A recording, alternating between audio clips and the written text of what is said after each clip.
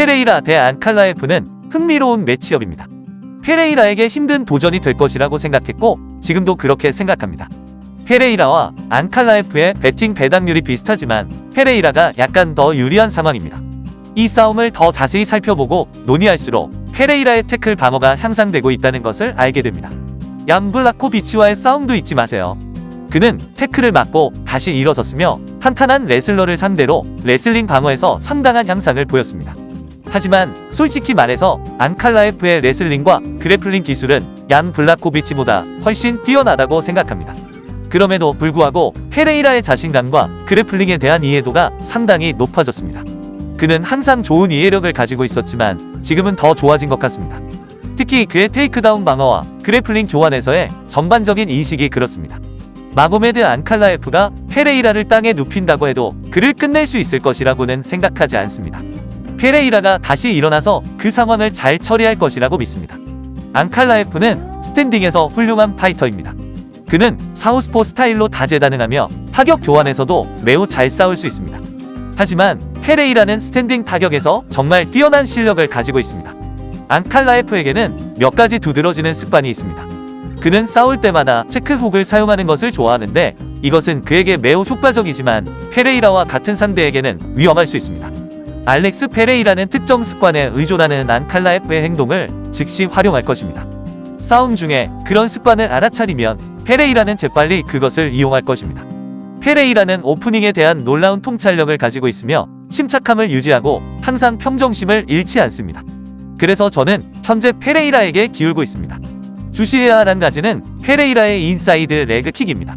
얀 블라코비치와 안칼라에프의 싸움을 기억한다면 얀은 안칼라에프의 리드레그를 상당히 손상시킬 수 있었습니다. 그 기회는 다시 올 것입니다.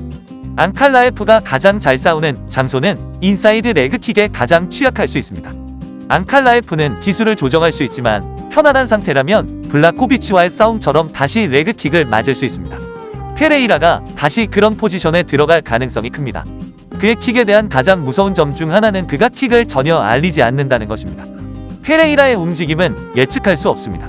그의 독특한 움직임, 약간의 머리 움직임, 그리고 거리를 조절하는 방식은 그의 타격을 읽기 어렵게 만듭니다. 무엇인가가 올 때 이를 파악하는 것은 매우 어렵고 그의 정확도는 매우 높습니다. 특히 상대가 공격할 때 더욱 그렇습니다.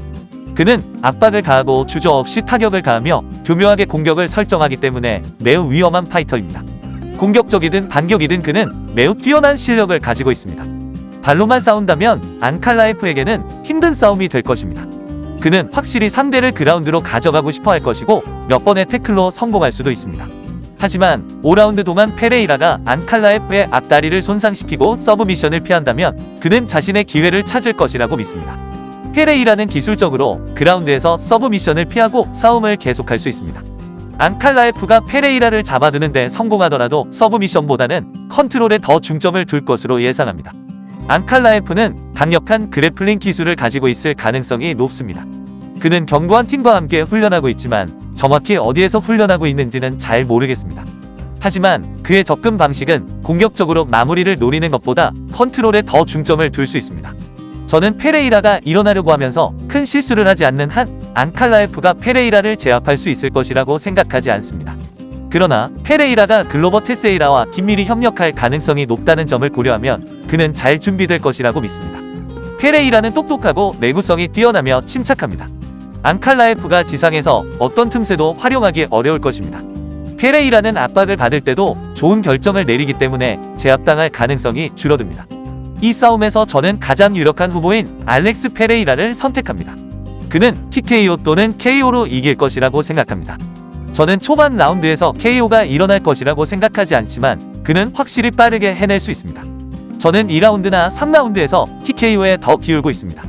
싸움은 어느 시점에 그라운드로 갈 수 있지만 저는 페레이라가 잘 처리할 것이라고 생각합니다. 그들이 항상 발로 일어나야 한다는 사실이 페레이라에게 유리하게 작용할 것입니다. 그는 마고메드 안칼라에프 앞에서 슛을 날리고 끊임없이 거리를 두며 싸울 것이고 이는 안칼라에프가 어떤 기회를 활용하기 매우 어렵게 만들 것입니다. 페레이라가 압박을 가할 때 안칼라에프는 필사적으로 태클을 시도할 것으로 예상합니다. 가장 큰 의문은 안칼라에프가 태클을 시도하는 동안 잡힐지 아니면 성공적으로 잡을지입니다. 그는 태클을 성공시킬 수 있지만 압박을 받는 상황에서 패닉 슈팅을 하거나 거친 펀치를 날리면 잡힐 위험이 커집니다.